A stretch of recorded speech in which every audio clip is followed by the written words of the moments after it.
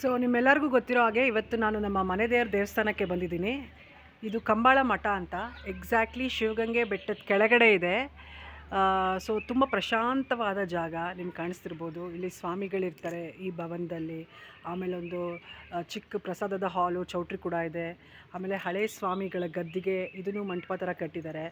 ಆಮೇಲೆ ಇಲ್ಲಿ ನಾಗ ಪ್ರತಿಷ್ಠಾಪನೆ ಆಗಿದೆ. ಈ ದೇವಸ್ಥಾನ ತುಂಬ ಚೆನ್ನಾಗಿದೆ. ಸುತ್ತಲೂ ತೋಟ, ಮಧ್ಯದಲ್ಲಿ ದೇವಸ್ಥಾನ ಇದೆ. ಬನ್ನಿ ನಿಮಗೆ ತೋರಿಸ್ತೀನಿ. ಸೊ ಎಂಟ್ರಾದ ತಕ್ಷಣ ಇದು ತುಂಬ ಪುರಾತನವಾದ ದೇವಸ್ಥಾನ. ಸೊ ಫಸ್ಟ್ ಗಣೇಶ ಸಿಗುತ್ತೆ. ಗಣೇಶನಿಗೆ ನಮಸ್ಕಾರ ಮಾಡಿಕೊಂಡು ಹೀಗೆ ಮುಂದೆ ಬಂದರೆ ಅಲ್ಲಿ ತೋಟ ಇದೆ, ಬಾವಿ ಇದೆ, ಹಳೇ ಕಾಲದೊಂದು ಬಾವಿ. ಆಮೇಲೆ ಇಲ್ಲಿ ಸುಮಾರು ಜನ ಮಕ್ಕಳು ಓದೋರಿದ್ದಾರೆ. ಇಲ್ಲಿ ಕಂಬಾಳ ಮಠ ಅಂತ ಶಾಲೆ ಇದೆ ನೋಡಿ, ಅಲ್ಲಿ ದೂರದಲ್ಲಿ ಸ್ವಾಮಿಗಳು ಕಾಣಿಸ್ತಾ ಇದ್ದಾರೆ. ಅವರೇ ಖುದ್ದಾಗಿ ನಿಂತು ಎಲ್ಲ ಕೆಲಸಗಳನ್ನು ಮಾಡಿಸ್ತಾರೆ. ಎಷ್ಟೋ ವಿದ್ಯಾರ್ಥಿಗಳು ಇಲ್ಲಿ ಹಾಸ್ಟೆಲ್ ಥರ ಮಾಡಿದ್ದಾರೆ. ಹಾಸ್ಟೆಲ್ ಥರ ಇದ್ದು ಇಲ್ಲಿ ರೂಮ್ಗಳಲ್ಲಿ ಓದ್ಕೊಂಡು ಬರ್ಕೊಂಡಿದ್ದಾರೆ. ಬನ್ನಿ ದೇವಸ್ಥಾನದ ಒಳಗಡೆ ತೋರಿಸ್ತೀನಿ. ತುಂಬ ಚೆನ್ನಾಗಿದೆ. ನಾನೊಂದು ಯೂಟ್ಯೂಬ್ ಚಾನಲ್ ಮಾಡಿದ್ರೆ ಖಂಡಿತ ಫಸ್ಟ್ ಎಪಿಸೋಡ್ ಇದೇ ಇರುತ್ತೆ. ಒಳಗಡೆ ಬಂದ ತಕ್ಷಣ ಈ ಥರ ದ್ವಾರಪಾಲಕರು. ಒಳಗಡೆ ಬಂದು ನಿಮ್ಮ ಬಸವಣ್ಣ ಕಾಣಿಸ್ತಾ ಇದೆ.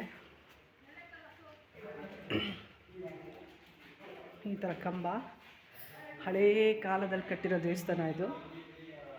ಈ ಕಂಬದ ಒಳಗಡೆ ಬಂದರೆ ನಿಮಗೆ ನಮ್ಮ ಮನೆ ದೇವ್ರು ತೋರಿಸ್ತೀನಿ.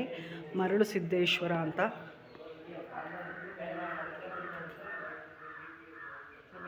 ಇದೇ ಮರಳು ಸಿದ್ದೇಶ್ವರ ಗರ್ಭಗುಡಿ. ಆಮೇಲೆ ಇಲ್ಲಿ ಮೆಟ್ಲಿದೆ.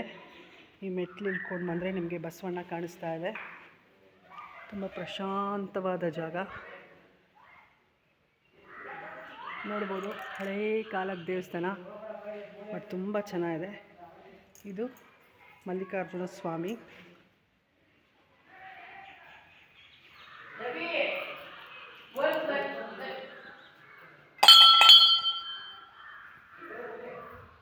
ಪಾತಾಳ ಲಿಂಗ ಅಂತಾರಲ್ಲ ಆ ಥರ ಇದು ಮಲ್ಲಿಕಾರ್ಜುನ ಸ್ವಾಮಿ. ಆಮೇಲೆ ಇದು ದೇವ್ರದ್ದು ಉತ್ಸವ ಮೂರ್ತಿ.